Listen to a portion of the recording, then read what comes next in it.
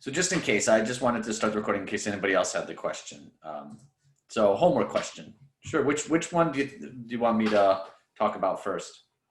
Could you go over, were you going over 5 last class? Because I may have not been paying attention. I haven't gone over question 5 last class, but I can, which part do you think is giving you I'm just curious, which part do you think is giving you the hardest trouble? I generally just don't know if I'm right with my answers. Okay, how about I... Sorry if that's very vague. That is honestly very vague, now that I think about it. Shoot. I'm not sure I understand the question, just post in the chat, but after today's class, you should be able to do all the homework problems. All right, yeah. But let me just quick answer number 5. Let me go here. Right.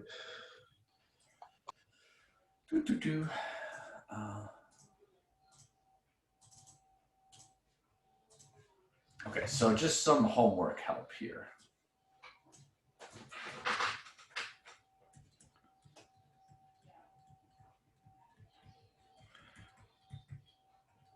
So this was number 5. So number 5 had this table of values, right? And it just said if they were employed, if they were unemployed.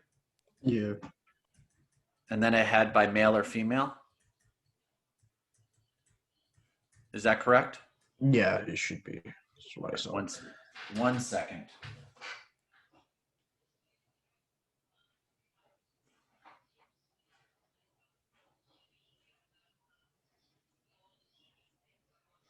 All right. So how many males were employed? If anybody has their homework in front of them.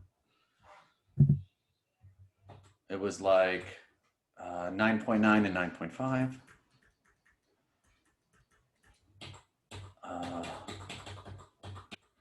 And then 1.4 and 1. Okay. So the first thing you should do is you should get some totals for this. Okay. Right. So how many males were there? It looks like there were, what is this, 11.3?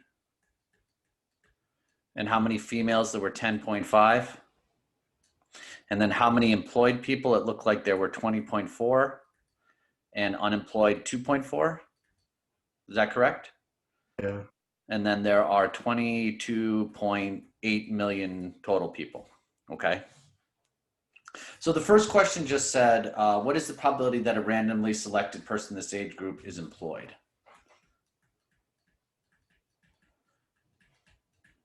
Well, it's just going to be the number of employed people divided by the total number of people. Well, how many people were employed? Excuse me, Professor. Yeah. Total for employed is 19.4. Yeah, I was just about to say the yeah. So what I did there was just to see how many people were paying attention. And thank you. Well done. Well done. Okay. Yep. I can do simple math, obviously, because this will live on the internet after this class. So I did that on purpose just to see who was paying attention. Okay. Yeah, of course. Of course. Thank you. Thank you. I appreciate that. So there are, the number of employed people are 19.4, and then the total number of people are 21.8. So that's just the answer, whatever that divides out to be. Is that what you had for your first one? So hold on. I'm just looking right now. What was the first one you said? The probability they were employed. Oh, the probability. I think so. Yeah, that's what I got. Then let me just do the last problem. Okay, so you can see how to tackle this. I'll leave these middle 2 for you. Okay, and let's take a look at this one. Okay. If a 16 to 24-year-old female is selected, so I'm telling you that a female is selected, what is the probability they were unemployed? So this was that conditional probability. It's the probability they're unemployed given that they were female. You can just round to 2 or 3. It doesn't, on your homework and stuff, I don't necessarily just check to see how many spaces you round to. I just check to see if you had the problem correct, but I'm sorry if I didn't make that explicit in the homework. Okay, so it's probability unemployed given that they're female. So all this is just the number of unemployed females, unemployed and female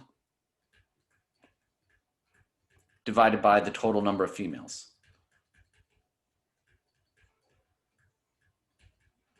So how many unemployed females were there? 1 million. Yep, just 1.0. Yep. And then how many total females were there? 10.5 million. Yep. And that's your answer right there. Okay, yeah, that makes sense. Okay. Thank you. You're more than welcome.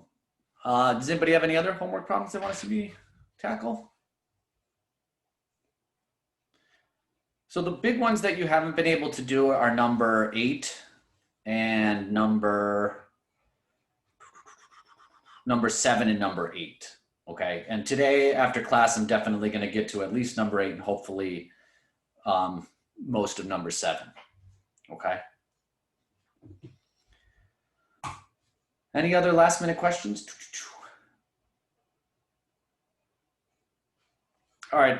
If you have it handy, have your either your TI-83 or your TI-84 calculator out.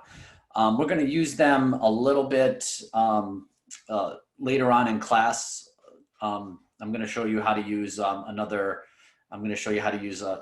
button that you might not have used before, this DISTR, this distribution button.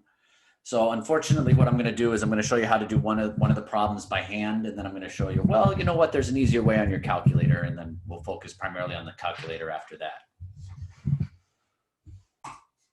All right, so next class. So today I'm going to finish up discrete random variables and start the binomial probability distribution. Next class, during the first, 45 minutes or so class, I'm going to do just the binomial probability distribution again. And then in the second half of class, I'm going to spend an hour to an hour and 10 minutes just doing a review for you. Okay. So that you're all ready for the exam next Thursday. Okay. And then on top of that, you have your homework. Where are your homework? This is also due next Thursday. And I promise you this, I know it's a long homework, but if you can work through this homework, and if you come to class and ask questions and I'll help you with it, you are well equipped to do great on the next exam. Okay. Does anybody have any exam questions just real quick before I get started?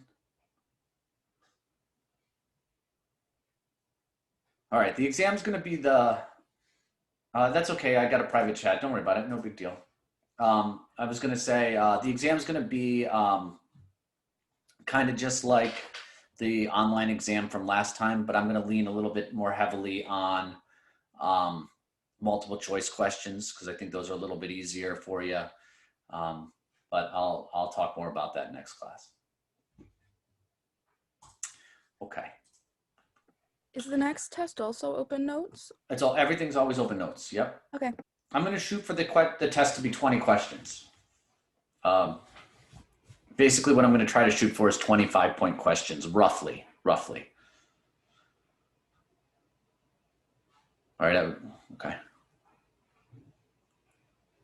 And we'll take it on class. And what I'll do is I'll just load up the Zoom like we did before in case people have questions. Like if you remember, I made one little error in the last exam. I had a repeat question, so people had questions and stuff like that. So I'll be here for those type of questions. Okay, so this is what we did just like super briefly at the end of last class, okay? So just I'll give a quick review.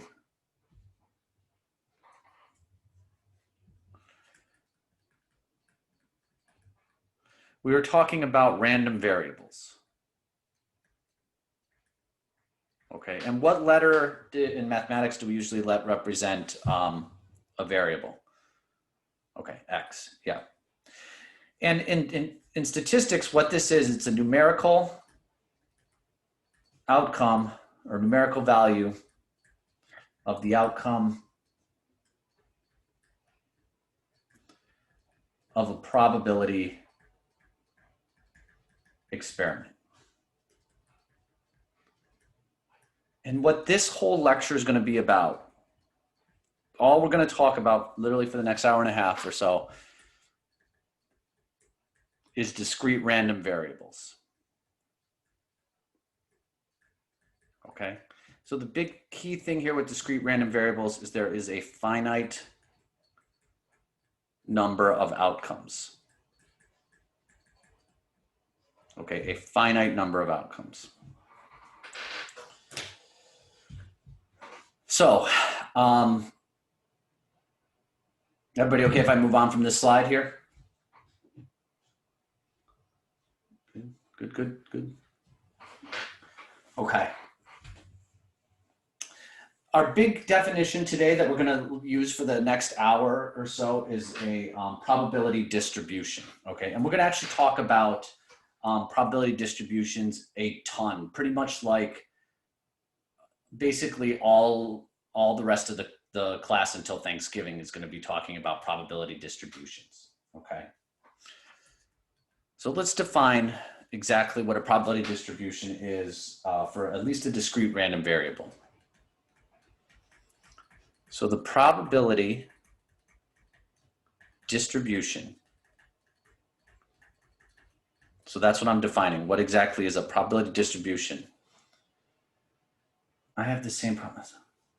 Liliana, I don't know what's going on. Everybody else, can you see what I'm typing? Just out of curiosity, I know Liliana posted in the chat that she can't see. Yes, I can see it.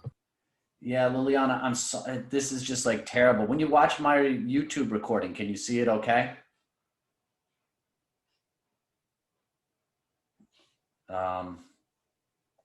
So Liliana, what I would suggest you do then is, at least for now, maybe just pay attention and then go back and watch the YouTube video, or it probably is the device. Yeah, are you using, yeah, like maybe Liliana, what you might want to do is you might want to even uninstall Zoom and retry that. This is nice. A lot of people are helping out in the chat. Liliana, are you watching on a laptop or on your phone?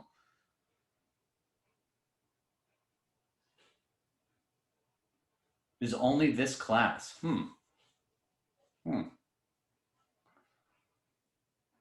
I don't know why. Yeah, you might want to try another device. Everyone's being really great in the chat there.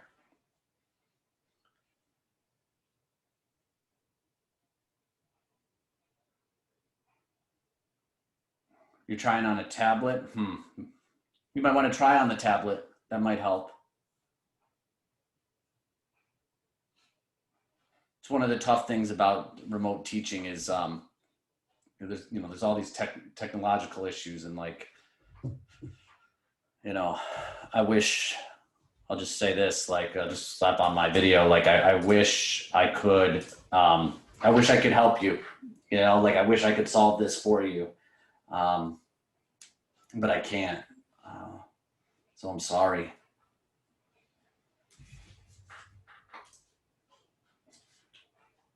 All right, but I do got to move on a little bit. Liliana, try all the things that are suggested in the chat, uninstall, try a different tablet, try it on your phone. Those things will definitely, like, one of those have got to work. One of those has got to work. All right, so just to go back, the probability distribution. No. Of a discrete random variable. All right, and the random variable is X. Yeah, just one last thing in the chat. I hope the recordings that, as a worst case scenario, at least you can go back and watch them. And actually, if people keep watching my YouTube videos, maybe eventually I'll be able to get advertisements on them. Woo! Okay, that was a joke. I don't want that. I'm just kidding around. But I'm actually up to like 79 subscribers, so I feel like a little bit of a celebrity. Okay. So the probability distribution of a discrete random variable X, what it does is it provides all the possible values of X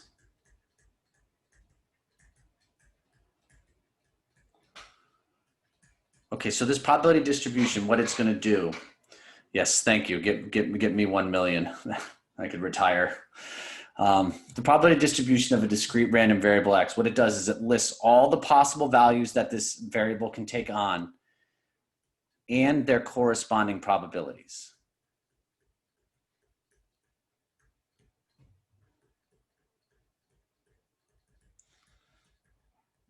Okay. This will make more sense as soon as you see, like, what do you mean? Like, how can you list all the possible values? This will make a ton of sense once you see the first example. But let me just give you the rules for this, okay? All probability distributions have to do is follow two rules, okay? The probability of any possible value of the random variable x has to be between 0 and 1. That's it. And then the last rule, does anybody remember what this sign stood for in our class or in mathematics? Sigma to sum of. Yep. And if you sum up all the corresponding probabilities, they have to show up as 1. Okay. So in this class, we will show probability distributions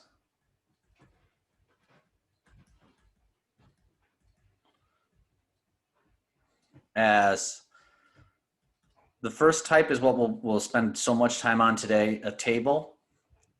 I'll show you how to do it as a table of values. The second time is with a graph. We're actually not going to do a graph for discrete random variables. This type of graph, we're going to spend a ton of time talking about when we get to continuous random variables. And that's what we'll do after the next exam. And then the third thing we'll get to during the second half of class today is with a mathematical formula.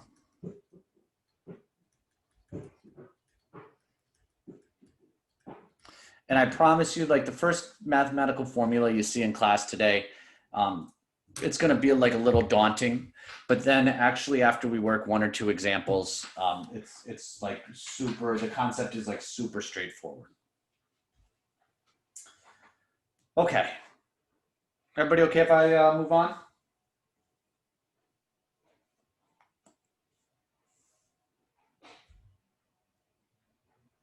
Anybody need me to not move on?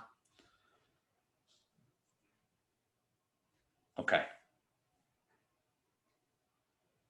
No, please stay. Is that what you're saying? Don't move on?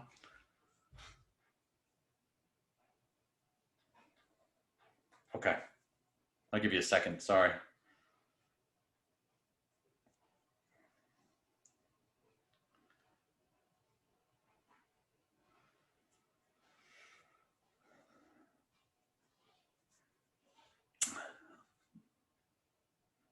I'll leave you guys with a joke while we're waiting, okay? Where do you take somebody injured in a peekaboo accident? Does anybody have a guess? Where do you take somebody injured in a peekaboo accident? The ICU. Get it?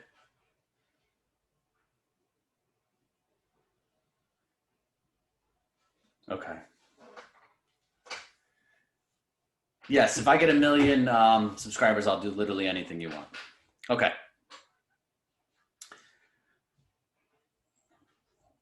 Now let's just do some examples of probability distributions. Okay, so you can see. So this example of a probability distribution. Okay, so just remember here. What it does is it shows all the possible values of x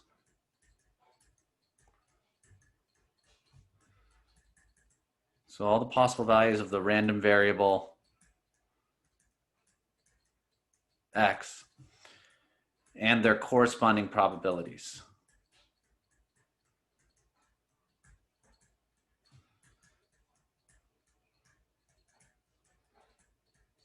Okay.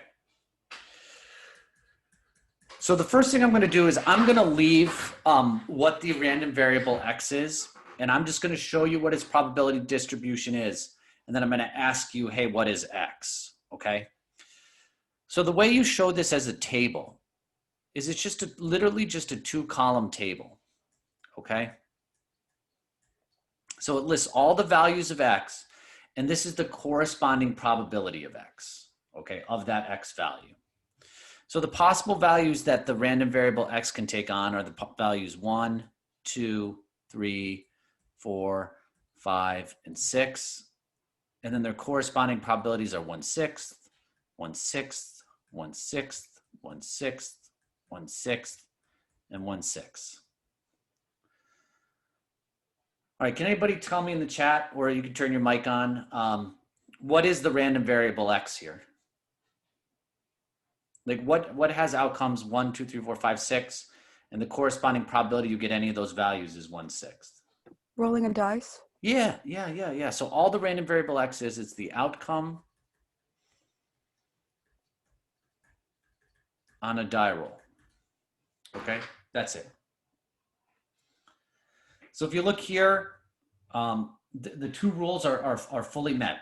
All the individual probabilities are between 0 and 1 inclusive. And if you were to sum up 1/6 plus 1/6 plus 1/6 plus 1/6 plus 1/6 plus 1/6, you would get 1. Okay. So this is our first introduction to a probability distribution. So this is the probability distribution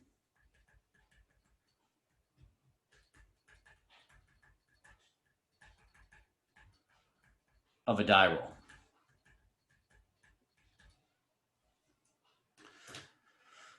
So I'm just going to go back real quick. So the definition was a little weird, lists all the possible values of X and their corresponding probabilities. But now that you see the first example, does a probability distribution kind of not look too bad?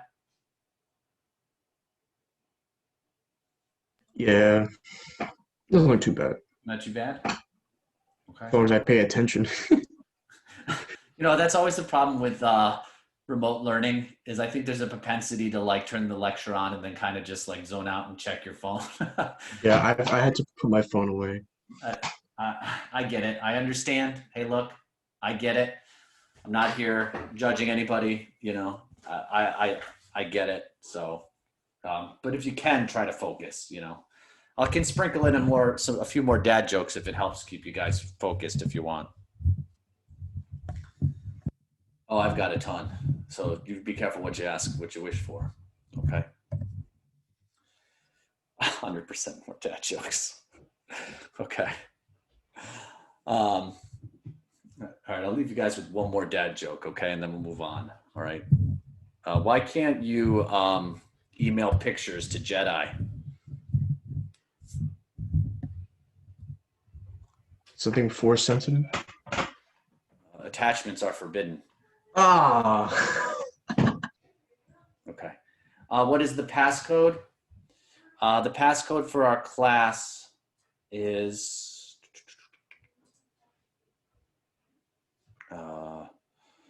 online meetings.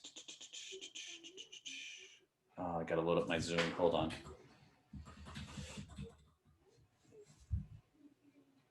The passcode for, and I'll put it in the chat for you. It's 8Y4720, I believe. That's the passcode. Okay. All right. Enough bad dad jokes. Let's move on to another example. Okay. So this one, if you guys remember, I'm a big coffee drinker.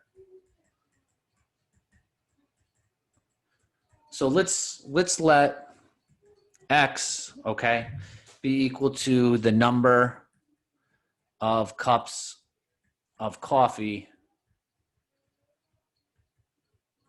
Matt has per day. Okay. So please write this one down because we're going to come back and use this one. Okay. So let's just say the number of cups of coffee I have. There's a finite number of cups of coffee I can have in a day. Okay. So let's just say the possible values of X are 0, 1, 2, 3, or 4. Okay. and the corresponding probabilities of each. So the probability that I have 0 cups of coffee might be 10%. Probability I have 1 might also be 10%. Okay.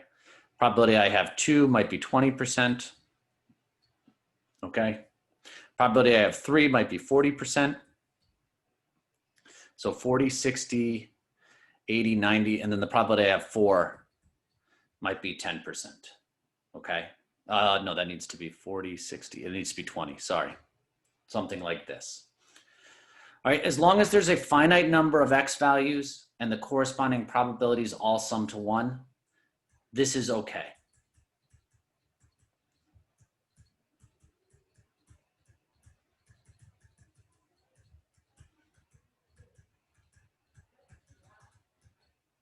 All right.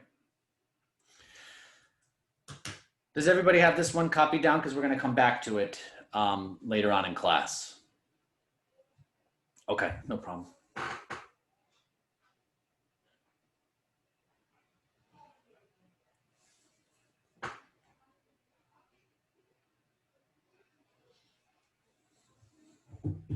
Okay. Let me ask you this, okay? Let me give you one, okay?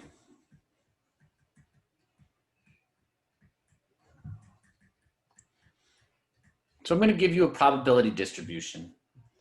And my question for you on this is, what's wrong, okay? So here's X. I don't know what it is. All right, and I'm going to give you the corresponding probabilities of those X values. X could take on -10, 0, or 20. And the corresponding probabilities would be 0.45, -0.10, and 0.75. Okay. There's two issues here. Okay. So why can we say this is not a probability distribution?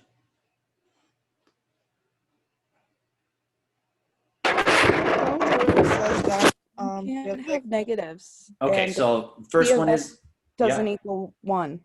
okay, no negative probabilities. You can't have this. That's right. And then what did you say the other one was? It doesn't add up to 1. Yeah. Now, this is one point I just wanted to do with this issue here. If you look back at the two previous examples I did you notice that the X values just went in order 1, 2, 3, 4, 5, 6, and then 0, 1, 2, 3, 4. Here I go -10, 0, 20. Like that's okay, actually. Like X does not have to go in order, all right? And you're gonna see when we get to some of the more interesting examples in the next 15, 20 minutes, that's just not gonna happen, okay? So X does not have to go in order. Really what makes sense, what needs to hold is those two rules of probability. Okay. We're gonna skip this just because we're a little out of time. And I wanna move and talk about the mean of a discrete random variable, okay? So what is the mean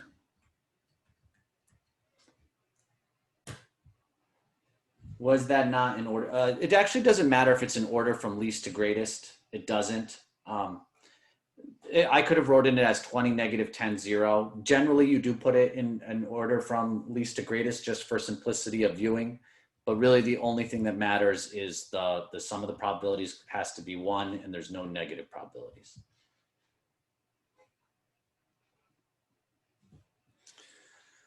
Okay. So this one right here, this is the most important topic for today, at least I think the most interesting. So what is the mean or average of a discrete random variable? Okay, so what this means is, and this is where it seems a little like weird. If I were to say something like this, okay, for our first example, okay, where X was equal to the result on a die roll, okay? What is the mean of X? Okay, so it seems like super weird, okay? And it's like, well, Matt, what is meant by the mean of a die roll, okay? So I got to give you the definition and then explain it, okay? So the mean, and it's in statistics actually referred to as the expected value. So the mean or expected value. So when you see a question, I actually won't even write mean. I'll say, what's the expected value? So the mean or expected value of a discrete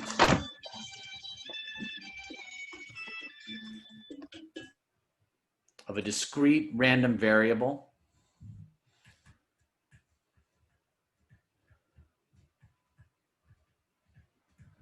X is given by the following.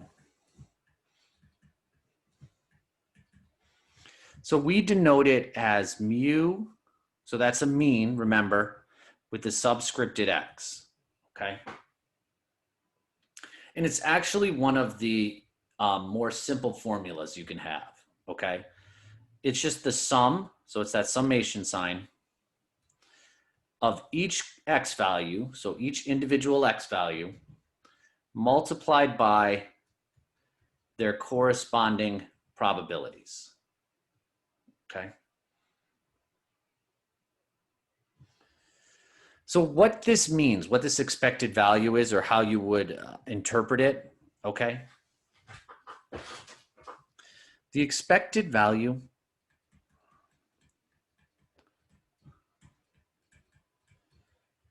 of a random variable X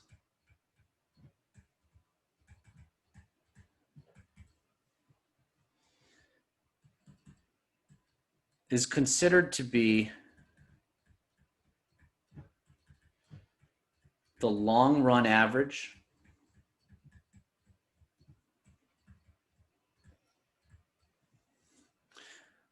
of repeated independent observations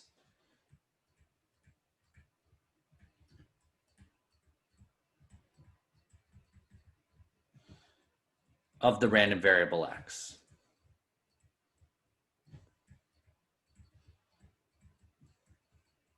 Okay, what the heck do I mean the long run average of repeated independent observations of the random variable X? Okay. So suppose I want to find the average of a die roll, okay? When I roll a 6-sided die, what are the possible outcomes you could get? You get the numbers 1, 2, 3, 4, 5, 6, right? So like the first time you roll a die, maybe you get a 1. Then the next time you roll it, you get a 5. Then you roll it again, you get a 4. Then you get a 3. Then you roll it again, you get a 2. Then a 2 again. And then if you were to do this 100, 1,000 times, 10,000 times, what the mean or expected value would be the average of all these different die rolls, okay? So it's the long run average if you want to think about it like that.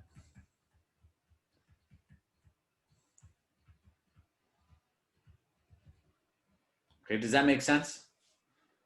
Like a long run average? I don't know how many people have zoned out or not, but I hope that kind of makes sense. Can I get one thumbs up if it makes sense? Okay.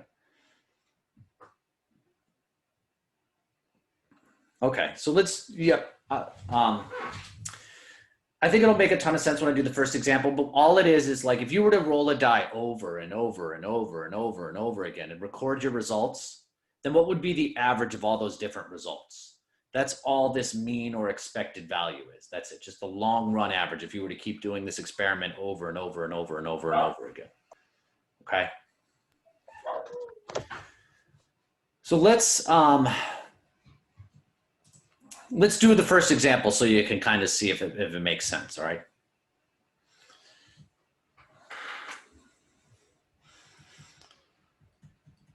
So let's find the expected value. Okay, so that's the mean of a die roll. Okay. So to do this, whenever you see the term expected value, okay, you're going to need this formula. Mu sub x is equal to the sum of each x value, individual x value, times their corresponding probability. Okay. So you're going to want to write the probability distribution out.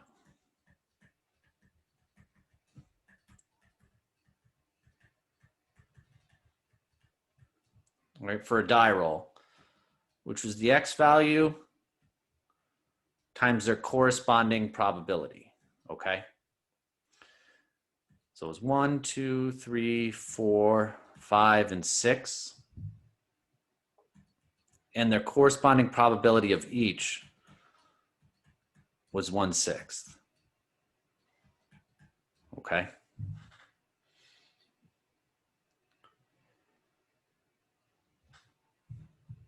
So all you have to do is follow this formula, okay? So mu sub x, so the long run average, all you need to do is take each x value like 1 and multiply it by its corresponding probability. So you'd go 1 times 1/6. Then you would add to it 2 times 1/6. And then the next one would be 3 times 1/6. Then 4 times 1/6. Plus 5 times 1/6. Plus 6 times 1/6.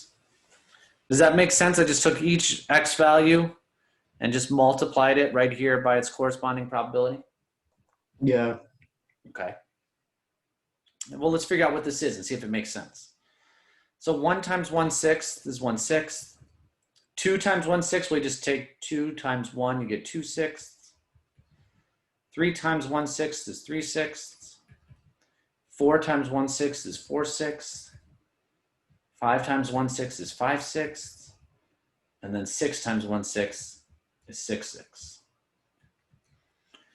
The reason I didn't simplify any of these fractions is because they all have a common denominator now. So now you can just add the top. So 1 plus 2 is 3, 6, 10, 15. This would be 21/6. So this seems a little weird. If you take in your calculator and take 21 and divide it by 6, you get the result 3.5. Okay, so what I'm saying here is the long run average, okay, of a die roll is the number 3.5. So let me ask you this question. Can you actually like roll a 6-sided die and get the result 3.5? Not really. No. Okay. So like there's no way I can roll it and be like, the die kind of like teeters between 3 and 4. It's weird. No, but that's actually, it's still okay. That is still the average. Like if 2 students take a test and somebody gets an 80 and somebody gets 100, like the average test score is a 90. Okay. But did any student actually score a 90? No, but that's still the average. So this still makes sense. Like this is still the long run outcome for a 6-sided die. Does anybody remember the one casino game I talked about in this class? Started with a C? Yeah. So this is what's really cool. This is how you can see that this makes sense.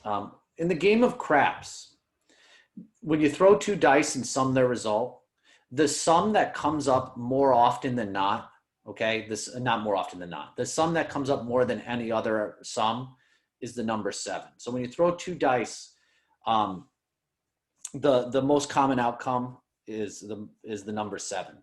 Well, if in the long run, I throw one dice, I expect it to on average be a 3.5. If I throw the other dice and I expect on average that to be a 3.5, 3.5 plus 3.5 gets you that 7. So like you can see how this kind of starts to make sense. All right, let's do another one real quick, okay?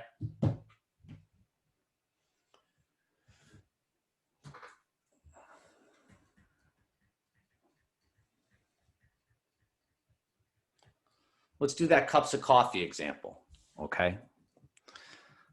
So let's find the expected value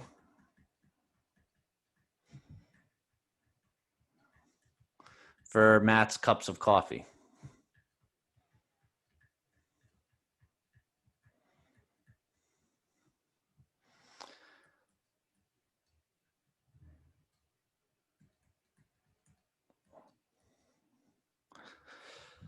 So does anybody remember the number of cups of coffee I said I could have per day?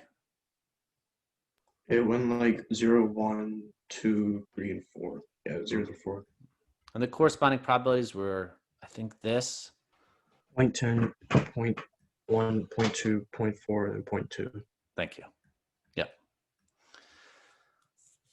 So look, basically what this is saying is if you were to look like across the last year, 2 years, God, I've been a coffee drinker for a while now.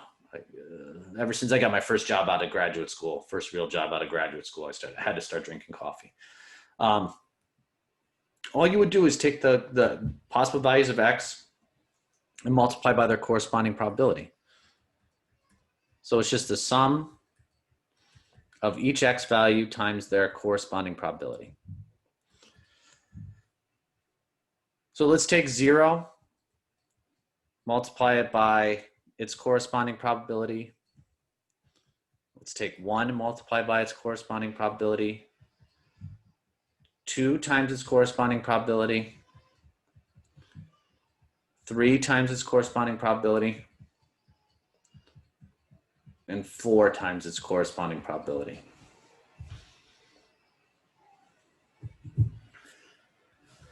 Well, what's 0 times 0.10? Yeah. 1 times 0.10 is 0.10. 2 times 0.2 is 0.4. 3 times 0.4 is, I believe, 1.20. And then 4 times 0.2 is 0.8. If you were to add these all up, can anybody tell me what you would get?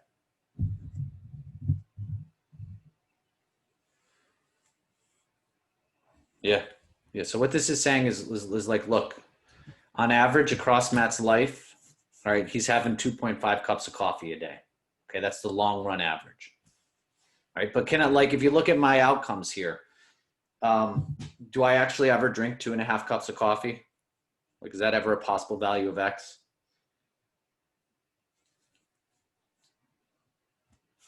Like, no, it's sacrilege. I would never leave half a cup of coffee. Like, why, that sounds terrible. Why would anybody ever do that? But that's still the long run average that I have.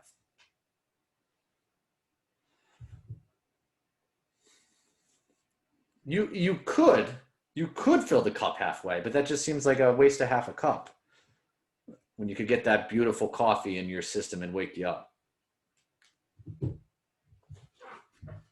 Okay. Yeah, right? Like, why would you do that?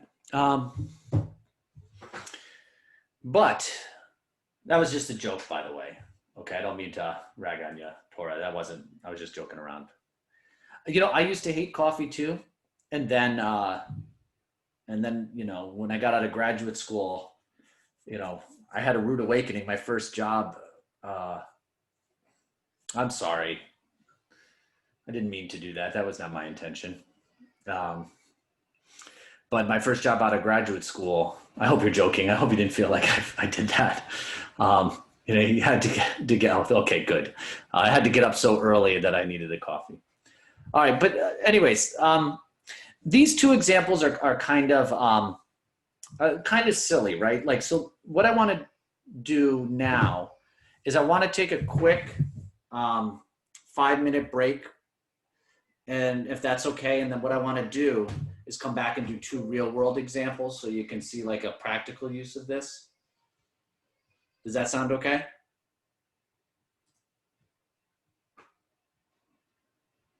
All right.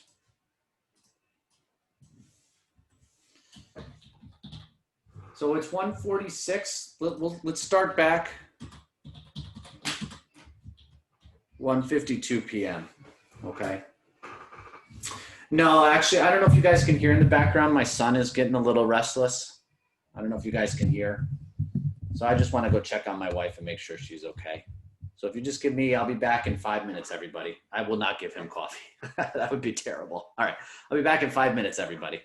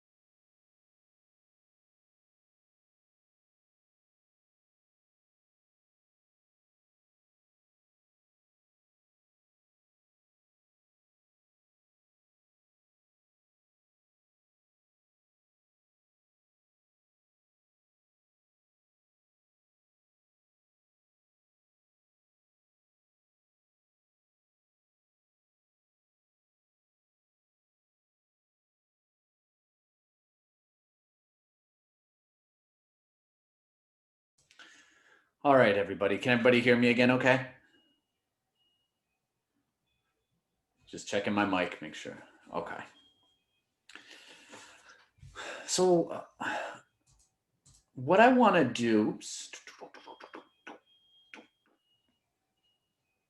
what I want to do now is like two real world examples of expected value, just so you can see like, all right, yeah, I got the expected value of a die roll, whatever. But like there's some real, what I think are cool, interesting examples for this. And I want to do another casino game. Have you guys ever heard the adage of like the saying, the house always wins? Has anyone ever heard this saying?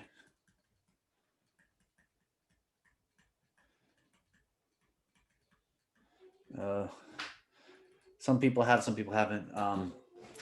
What this means, if forgive me for doing some casino examples every once in a while. I think I've said this to you guys a bunch of times. I used to live in Las Vegas, and like casinos, believe it or not, back in like the 1600s was actually like how probability got started. People just wanted to study the games and try to beat them, so they turned to math. But so when the house always wins means like the casinos don't ever really lose money, right? Like how is it that in the long run casinos never lose money? So I want to talk about this game called roulette. Okay, has anybody ever heard of this game before? Roulette. You probably have all have seen it before. Let me just like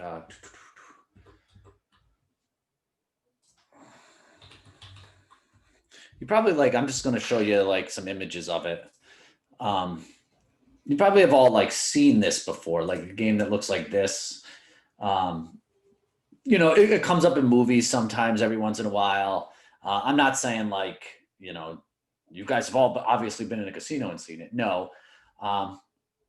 But I want to just really simply simplify the game of roulette and talk about a bet and show you how the casino always makes money. Okay. So if you look at the roulette wheel, this is one type of roulette wheel. Let me find another one. They've changed. Here's a good one. Okay, if you look around on this roulette wheel, okay, you guys can all see it on my screen. Do you notice how that there's colors associated with it? Okay, so like what colors do you see around the roulette wheel? I see red, I see black, and what else do I see? Yeah, okay, so there's three colors on a roulette wheel. Okay, so I'm gonna simplify the numbers for you a little bit, okay?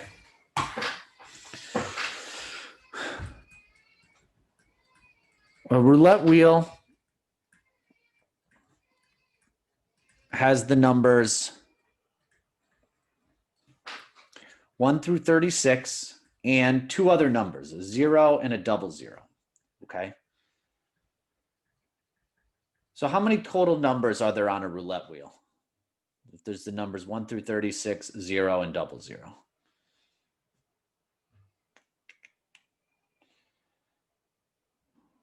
I think there's, yeah, 38, thank you. There's 38 total numbers on the roulette wheel, okay? Just to simplify it, let's just say the numbers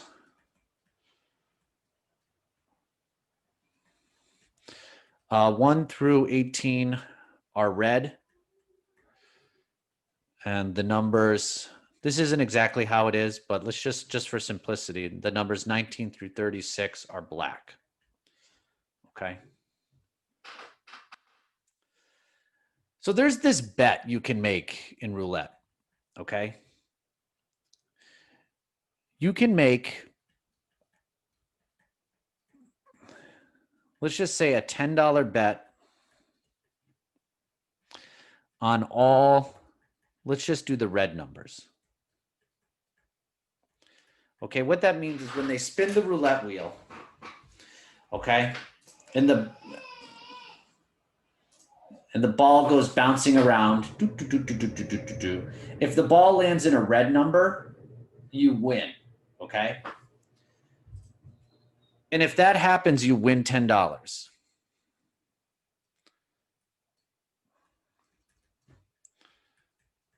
Okay?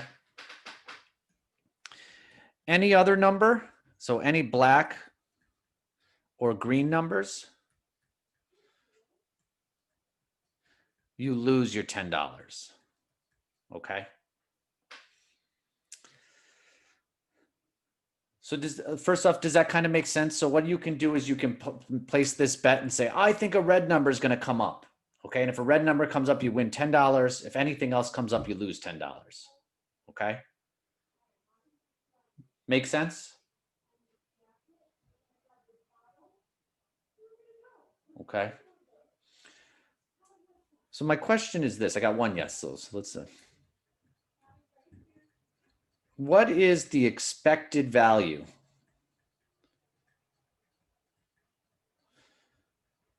of a $10 bet on red for a roulette, for a game of roulette?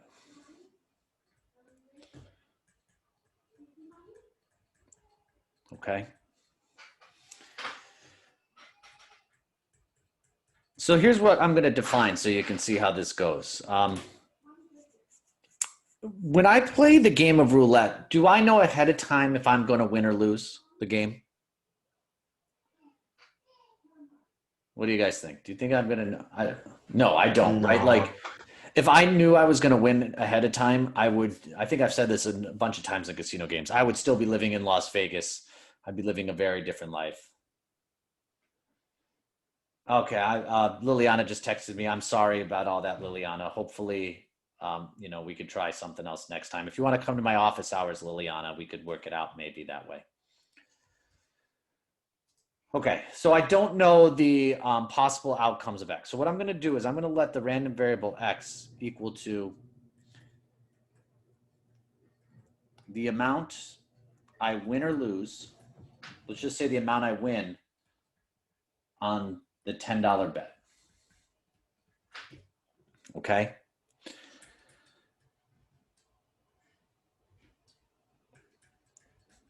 So there's two outcomes to this bet of the game of roulette, okay? I can either win my bet or I could lose my bet, okay? If I win this bet, how much money do I make?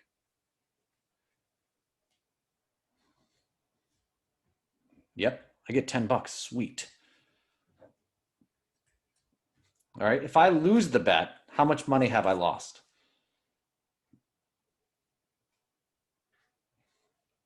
Okay, but so here's how I'm going to write it. If I lose the bet, I just lost $10. So I'm going to write it as -10. Okay. Yes. Thank you. Perfect in there. Okay. So now you have to figure out, all right, what is the probability I win if I am just going to bet on a red number coming up? Okay. Well, how many red numbers did I say are on a roulette wheel?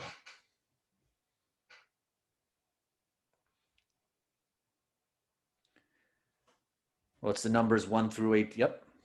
How many total numbers are there on a roulette wheel? Yep. Perfect. Thank you. Yeah. So now then, what's the probability that I lose? Well, there's 18 black numbers, but what else will I lose on? I lose if a black number comes up. Yeah, or if either green numbers come up. So the probability I lose is 20 out of 38. So the long run average from the player's perspective of the game of craps, right, of this $10 bet, if you take 10, you're going to multiply it by this. And then you're going to add to it -10. What did you get, 20? Yep. So the reason I got 20, if there's 18 red numbers, all right, any other number that comes up is a loss. So there's 18 black numbers, the numbers 19 through 36, there's 18 of them. And then there's these two green numbers. the 0 and double 0.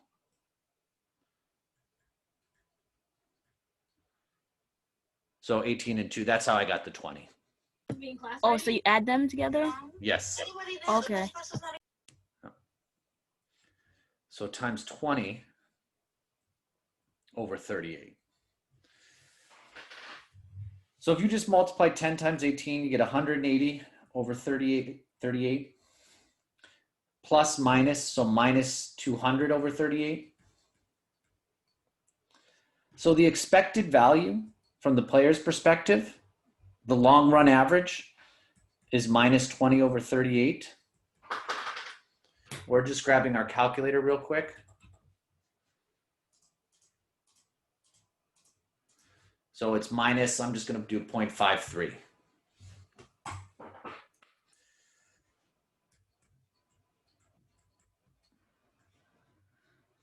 Okay, that's the long run average of this bet. Is that good for me or good for the casino?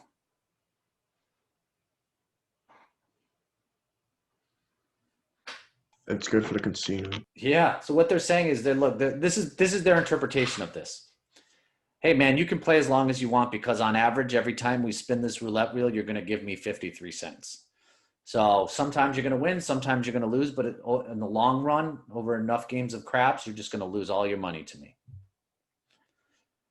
So this is how the house always wins. Every game that you could play in the casino, and I got to stress this, in their initial state, every game in their initial state is heavily favored for the casino. Okay. So when people go to the casino and are like, I won money, they just got lucky. They just beat the odds that day. But the casino doesn't care because for every winner, there's going to be like 2 losers. Okay. So in the long run, the house always wins. A little bit more interesting.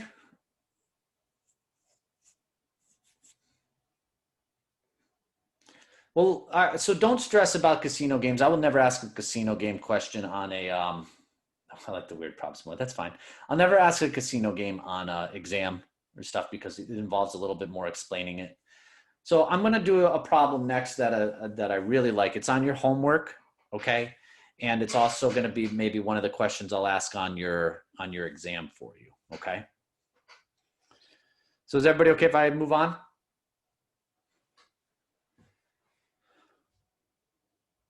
Okay.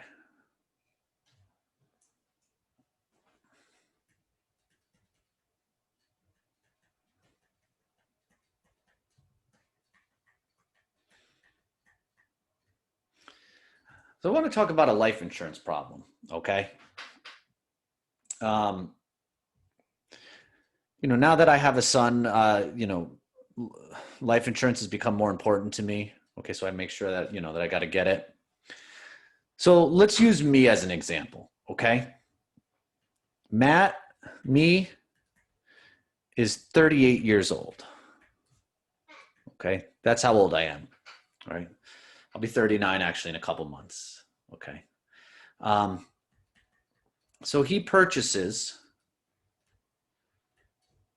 a 1-year term life insurance policy.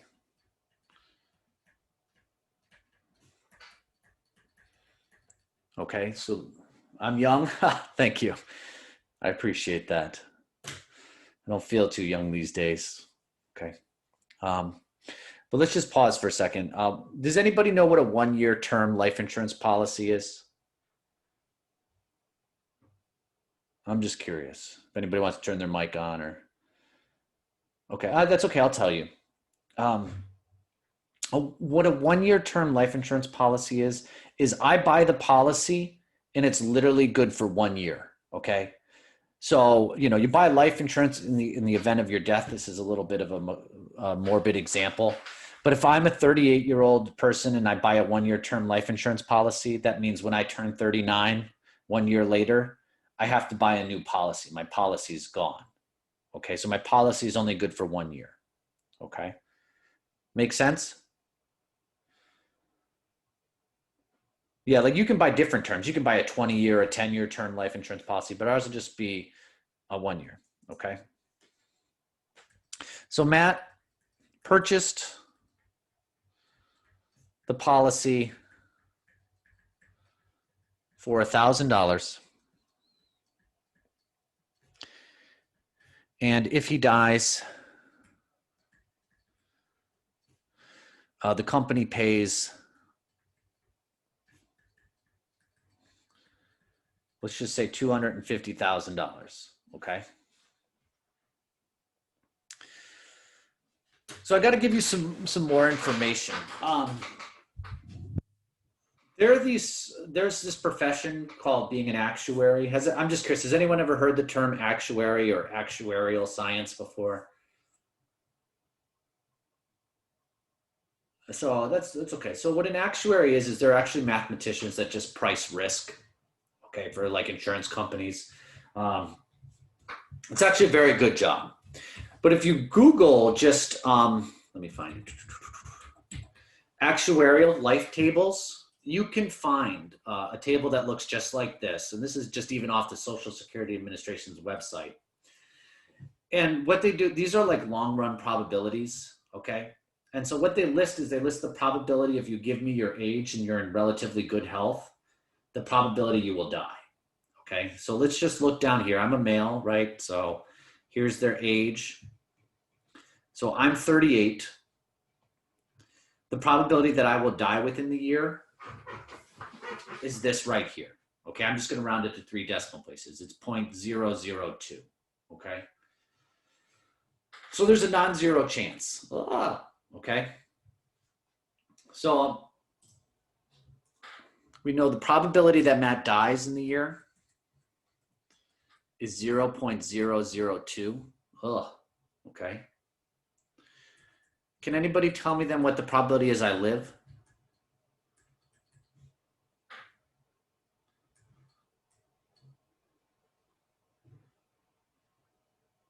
Well, if the probability I die is 0.002, the probability I live would be 1 minus that, or 0.998, right? Okay. Make sense?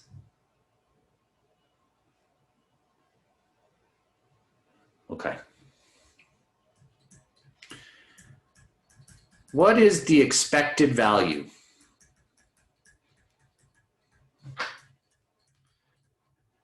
of this life insurance policy?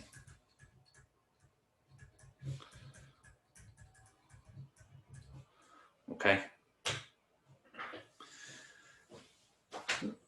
So let me ask you this question. How much did I pay the life insurance company for this policy?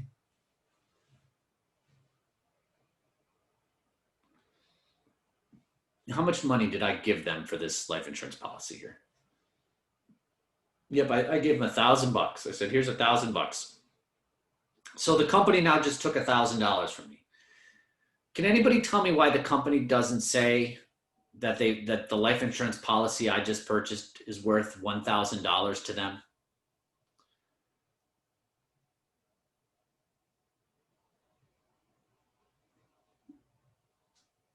So like actually like what I'm sitting at here is like when the company goes to put this policy on their like accounting books, they will not say it's worth $1,000. Okay, because that's actually not how much the policy is worth. So here's the thing. If I live, they get $1,000. But if I die, okay, does the company lose a lot of money? Yes. Okay, yeah. Is there a non-zero chance that I will not make it to be 39 years old? Yeah, like there's a small non-zero chance that I will not make it to the, knock on wood, okay, that I won't make it. Okay. So let's find the expected value here, okay?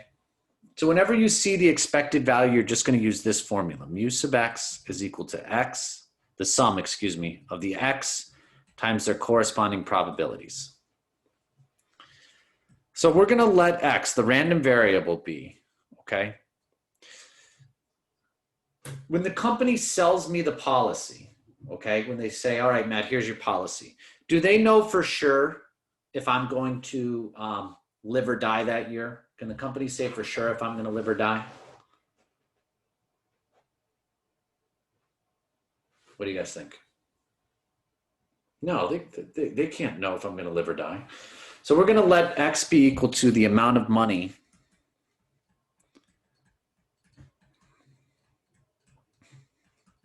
the company makes.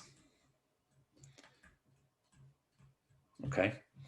So let's set up the probability distribution.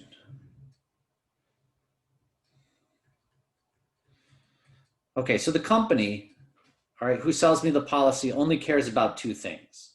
Okay. One, if I live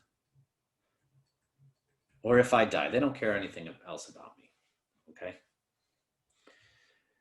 If I live, okay, how much money did the company just make?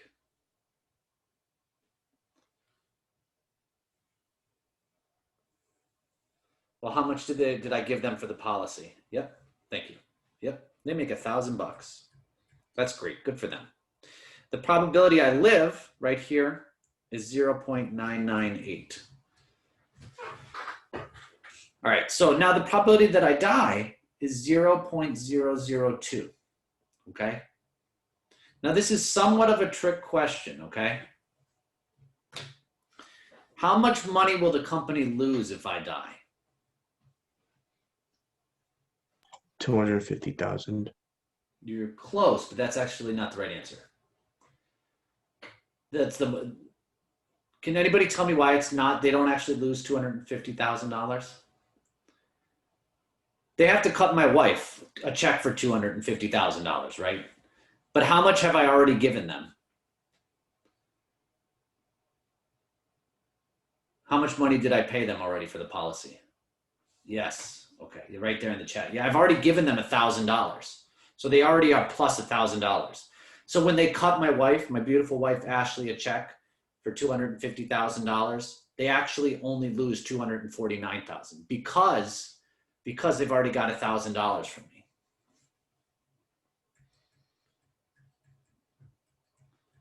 Does that make sense?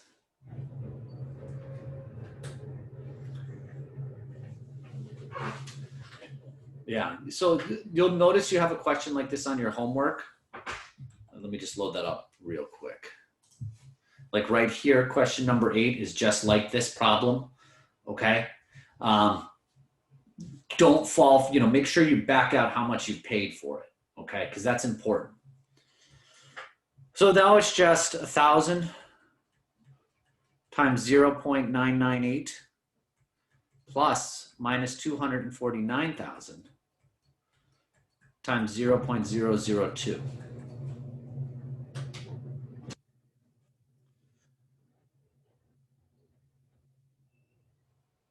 All right, let's grab our trusty calculators to do this.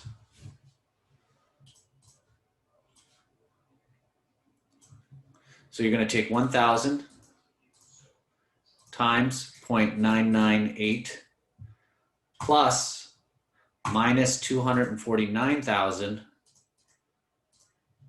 times 0.002.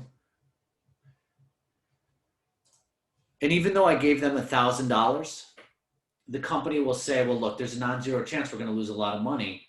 So this policy is only worth in the long run $500.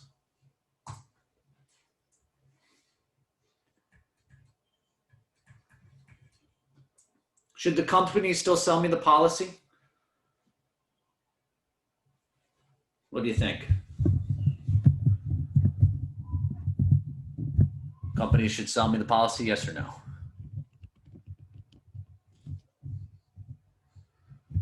Definitely they should. Yeah. Do they expect to make money in the long run? Yeah, like as long as the expected value on the policy is like greater than $0, they will absolutely sell the policy. Okay, so this is the type of like cost benefit risk analysis that literally private companies are doing right now, when they go to sell and price life insurance policies. All right. A little bit more interesting than the die roll cups of coffee stuff. Yeah. Well, I don't know how useful life insurance is going to be for someone like me. Well, you just like this type of stuff. You never know, like what type of work you're going to do when you get out of college. Like, I actually I actually went to college as a history major, you know, and now I teach math. So, you know, you never know where you're going to end up. So, you know, you might think you might not use life insurance, stuff like this, but you never know. I didn't mean like that. I meant like at this moment in time. Oh, I gotcha. Yeah, I mean, yeah, I get it. No, not all life insurance plans are year to year. This is just a one-term life insurance policy. Like you can buy different terms. You can buy a life insurance policy across your entire life. You can buy a 20-year term. Like it's just, they're all different. Okay, so it's really interesting. Like if they're all so different, you know, the math behind how you compute if the, you know, how much the company should sell the policy for, things like that. It's just, it gets really interesting. Depends on everything. Depends on a lot of things. Yeah. Like this is just like the most simple example of a life insurance question we could do. Okay. All right. But there's just so many other variables to it. If it seems interesting, after class, you should look up the job description of what's called an actuary, A-C-T-U-A-R-Y, actuary. For a long time in my life, I actually thought I wanted to be an actuary. So if this type of stuff seems interesting, you know, that's a good field to investigate.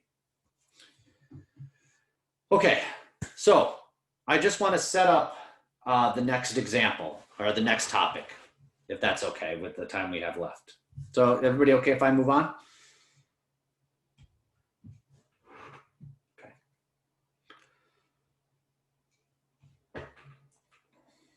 All right. So this is the last topic before the exam, okay? So this corresponds to question number 7 on your homework. So I'm only going to be able to get to like a quick introduction to this topic. I'm going to show you how to do it by hand, and then we'll spend the first 40 minutes or so of class next time. I'll show you how to make this a little bit easier. So just, you know, bear with me on this topic. If it seems a little confusing, next class it'll be piece of cake.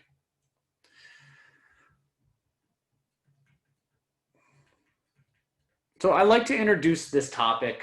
And the topic that we're going to talk about is the binomial probability distribution.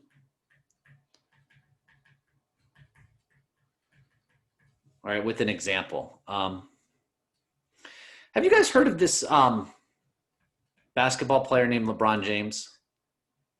Do you guys know who this person is? Yeah, he's like the second best basketball player of all time, maybe. Okay, behind Michael Jordan, obviously. We don't even need to have that discussion because I know we all agree. But let's just, I'm going to fudge the numbers a little bit here, okay? So LeBron James makes 80% of his what are called in basketball free throws, okay? So just, I don't know if people know what a free throw is, but so imagine this is a basketball hoop here.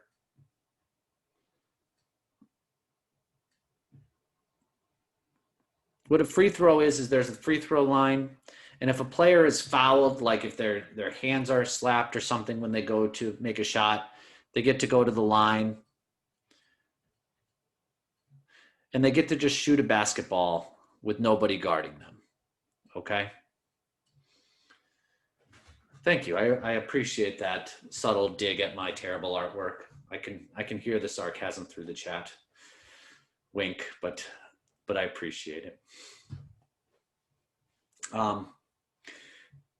Tora's giving it back to me because I gave her a little jazzed her a little bit about the coffee. So well done. All right, so if you don't know much about basketball or free throws, that's okay. But just know that we have this shot called a free throw, and he makes it about 80% of the time, okay? So here's the question, okay, that we're gonna figure out how to answer over the next half an hour or so, maybe next 20 minutes or so, okay? If LeBron James shoots 10 free throws, okay? So he's going to go to the line and one after the other, just shoot 10 of these free throws. Okay.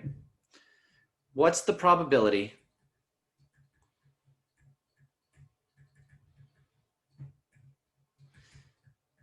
he makes exactly 8 of the 10?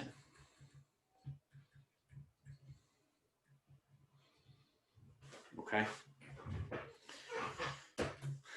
So this problem is actually really hard. Right now it is. And there's a propensity to be like, well, if he makes 80% of his free throws, the probability that he makes 8 out of 10, it's got to be 80% or 0.80. That's actually not right. Okay, it's actually, you're actually going to see it's going to be a lot lower than that. And then on top of that, what makes this really hard to compute is like, well, if he's going to make 8 of the 10, how does he make the 8 of the 10? Does he make the first 8, miss the last 2? Does he miss the first 2, make the last 8? Does he make 4 in a row, miss 2, then make 4 in a row? Like there's just a ton of ways this could happen, okay? So this is actually a tricky question.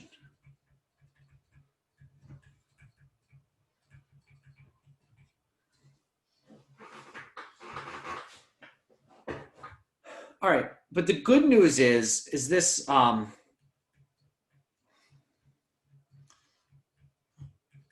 somehow related to discrete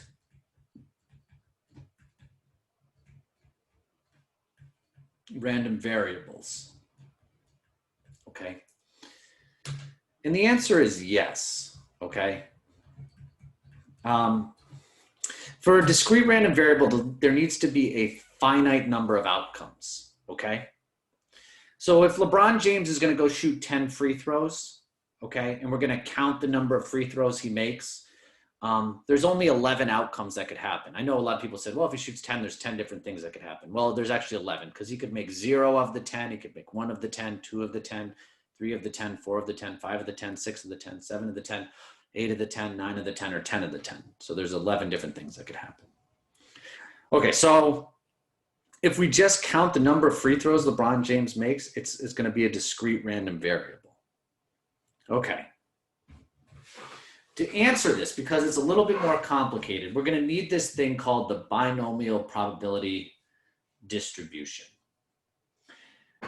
And is everybody okay if I go to the next slide? Anybody need anything more here?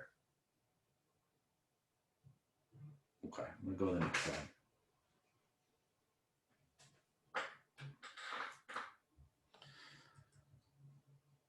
So the binomial probability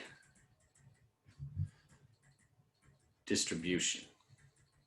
Okay, we're going to put the LeBron James question to the side for a little bit, and I want to define what the binomial probability distribution is, okay?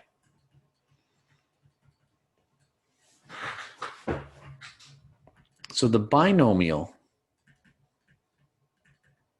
probability distribution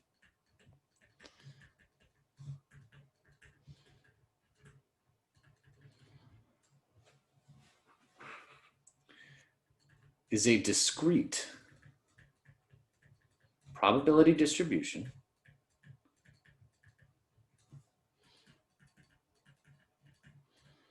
so just like it's this discrete probability distribution that we've been talking about for the first hour and a half, okay, that describes, so when I say describes, what I mean is it gives the probability, or describes the probabilities for experiments.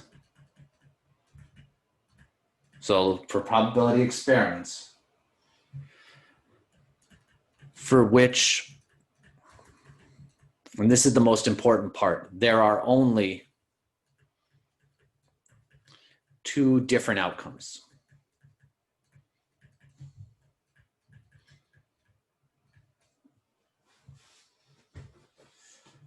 So what do I mean by 2 different outcomes? So when LeBron James goes and shoots a free throw, okay, What are the two things that can happen when he shoots a free throw?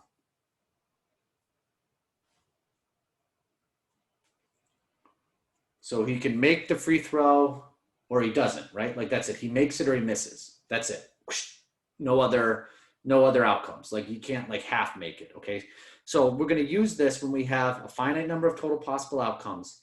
And for each outcome, there are only two different things that could happen.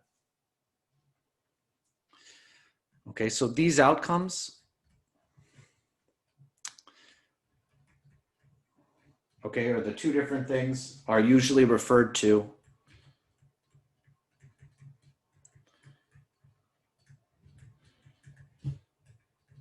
as either a success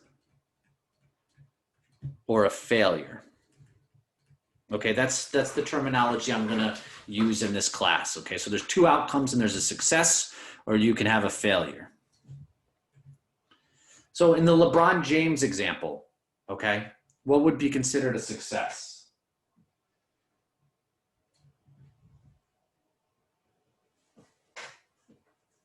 That he makes it? Yep.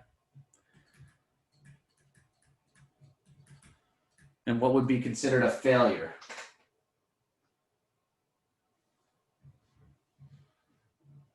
That he misses it.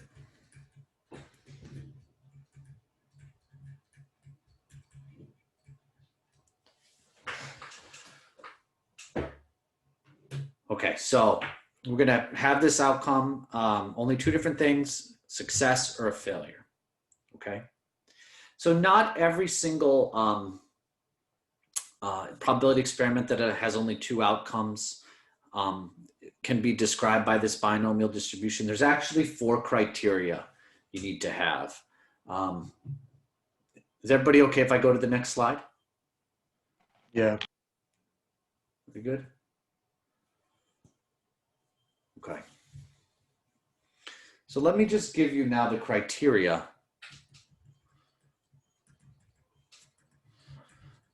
for what we call a binomial experiment. Okay, and then we'll see if this LeBron James example meets it. So for all these binomial experiments, you need to meet these 4 criteria. Okay. First is the experiment is performed a fixed number of times.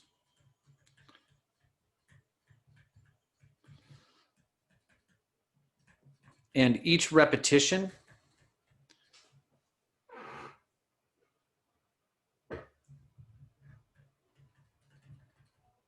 is called a trial. Okay. So in this case, the LeBron James example, how many free throws did I say he was going to take? Does anybody remember? Yeah. Okay. So what I did not say, notice I didn't say this. I didn't say LeBron James is going to shoot free throws until he makes 8 of them. I did not say that. I said he's going to shoot exactly 10. So this is performed a fixed number of time. Okay.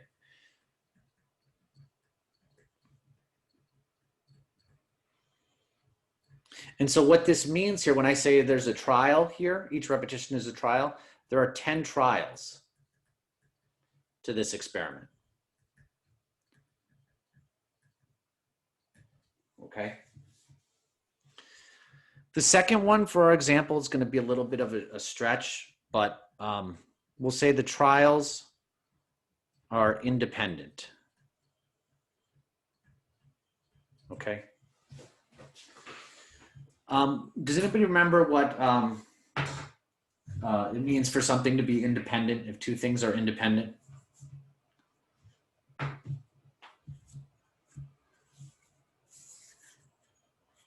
It means, so like independent means what happens first does not impact what happens second. Okay, that's what independent means. I think with combinations, what you're thinking about, good guess, was if order matter, order doesn't matter. I think that's what you were thinking about. Okay, so here's where this one's, yeah, no, you don't have to apologize. I appreciate the suggestion in the chat, very much so. what this means is like when LeBron James shoots his first free throw and he makes it or miss it, because he's such a professional and he's the second best basketball player ever, it's not going to impact his next free throw. Okay, so if he makes or misses his first free throw, it doesn't affect if he makes or misses his second one. And the third one here, okay, so we'll just assume this is true for the example.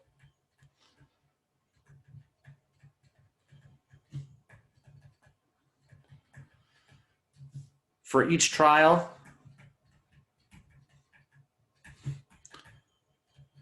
there are only two outcomes.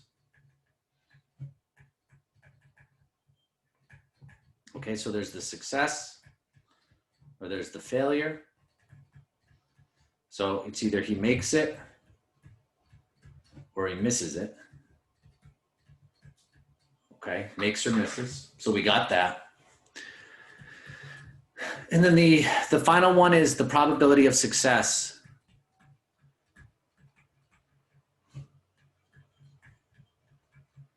Never changes. Okay. So this one will also assume true for this example. But what did I say the probability that LeBron James makes it is? Basically, what percentage of his free throws did he make?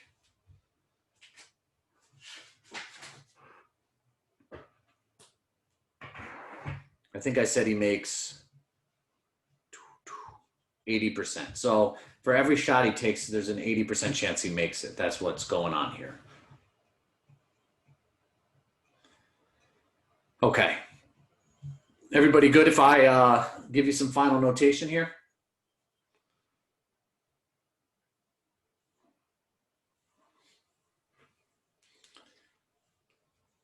I think we've reached the point where everyone's kind of like, ugh, is the class over yet?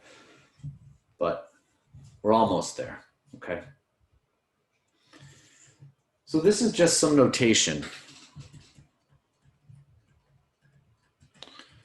for a binomial experiment.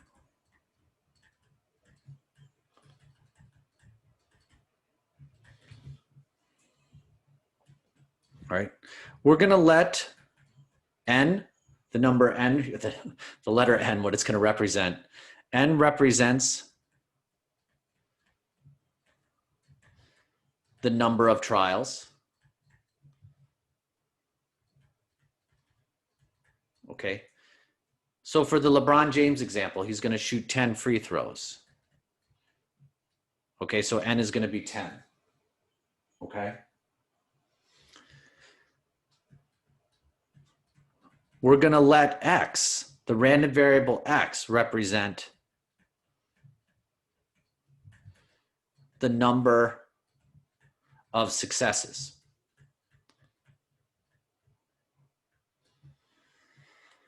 Does anybody remember how many free throws I wanted LeBron James to make? Like 8 out of 10. Yep, so x here is gonna be 8, okay? Yeah, perfect. Then we're gonna let this n minus x represent the number of failures. Okay, so if I want him to make 8, how many times is he gonna miss?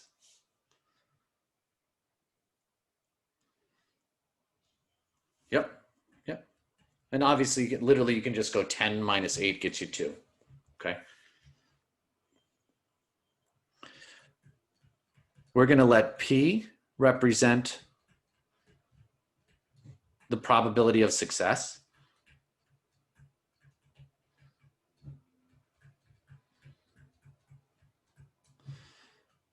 Okay, so in LeBron James' example, that's just 0.80 because he's going to make 80% of his free throws. Awesome. And then we're going to let 1 minus P represent not the probability of success. Does anyone know what it'll represent?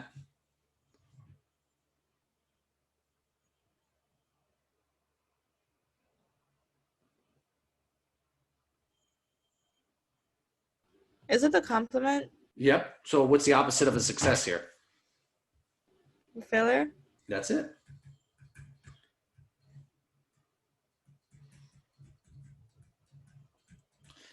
Boom. Okay, so these are the 5 things. Number of trials, number of successes, number of failures, probability of success, probability of failure. All right. Now, we are ready to answer the LeBron James question. And the good news is we're almost done with class. Okay, so if you just give me 10 more minutes, boom, we'll be able to answer it. Everybody okay if I move on? Sure. Okay. Wait, gotcha. Wait.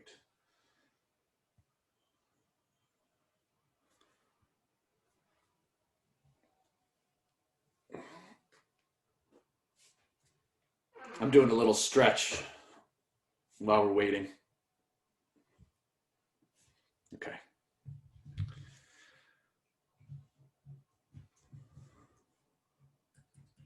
All right, so now the last one we have is the binomial formula. Okay.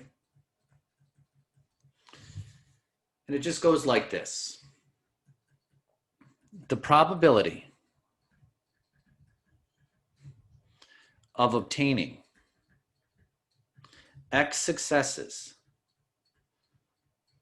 in N trials of a binomial experiment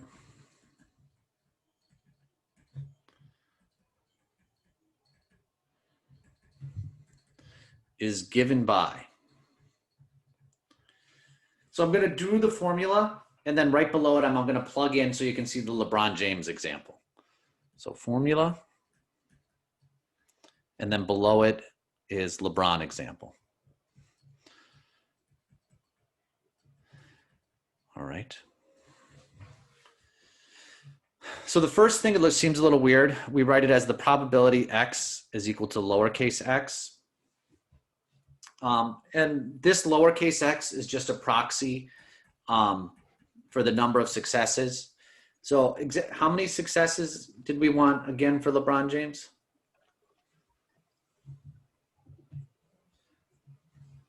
8, right? We wanted him to make 8 free throws. Okay, so that's what this will just look like. I'll say, okay, I want 8 successes. The first thing you have to do is you have to figure out the total number of ways that you can get 8 of 10 successes. Well, the order doesn't matter because you don't care what way they come in. So the first thing you would do is you take 8 or n, choose x, right? So it's n combinations of x. Okay, so n, if you remember, represents the total number of trials. So LeBron James is going to shoot 10, and we want to choose the 8 ways that he can get the 8 free throws. Oh, Oh, no? just farted. I'm sorry? Sorry. That's okay. That's okay. A little exciting. Then you're going to multiply that by the probability of success raised to the number of successes. Okay? So what was the probability of success for LeBron James? That he scores a free throw. I think it was 0.80. And then we want him to have 8 successes. And then you would multiply that, keep going, by the probability of failure raised to the number of failures. So probability of failure was 0.20. And if you remember, n minus x was 2.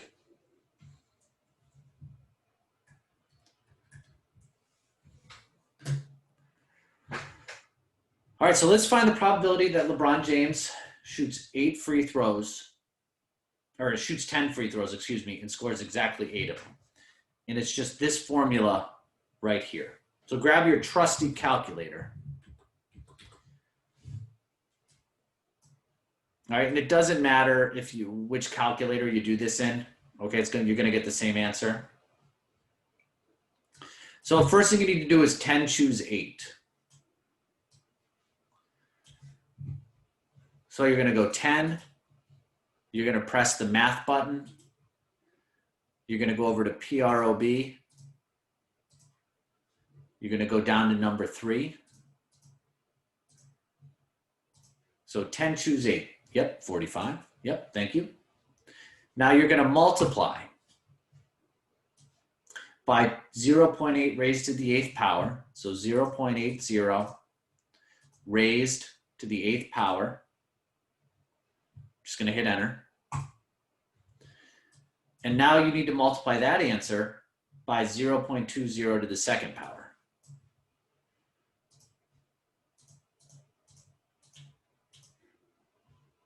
So the probability that LeBron will shoot 10 free throws and make exactly 8 of them is 0.301. Or when I round it, I'll just round it to 0.302. So even though he makes 80% of them, probably he makes exactly 8 of the 10.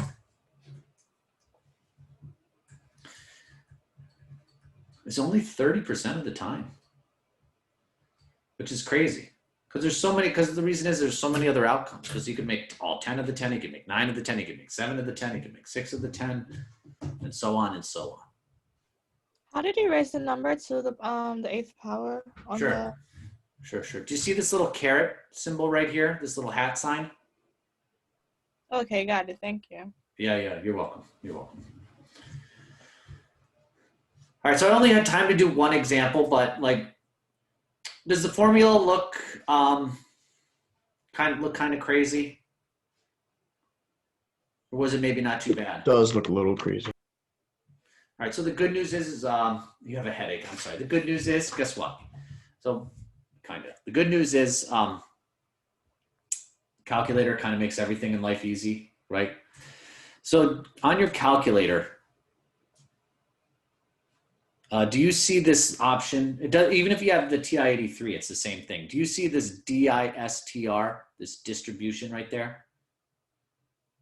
All right, so you have to press second function to get to DISTR, second function distribution. We're going to use this thing, not right now, but later on, called the normal PDF and normal CDF, normal actually CDF a ton. But if you scroll down under distribution, do you see this thing called the binom PDF and binom CDF? Do you guys see those? I'm going to show you next class how to do this exact problem using your calculator, and it takes about 2 minutes. Okay. So the good news is like, as crazy as the formula is, now that we've seen the formula, we're going to rely heavily on the calculator to do it. So I didn't have time to get to it today, but I'll get to it next class. Okay. So you might want to hold off on that one homework problem until we get to class next time. All right, what do you guys think?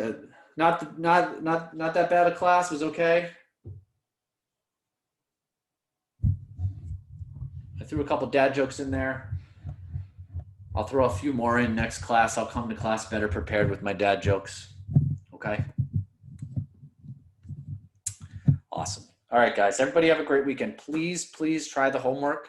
Okay. Next class, what I'll do is next class, I'm going to do it a little different. Next class, I'm going to finish up the binomial. Then I'll answer homework questions, and then we'll do a review so you'll get ready for your exam. Okay. I will. And I'll post the recording. Probably the recording will get posted later this afternoon.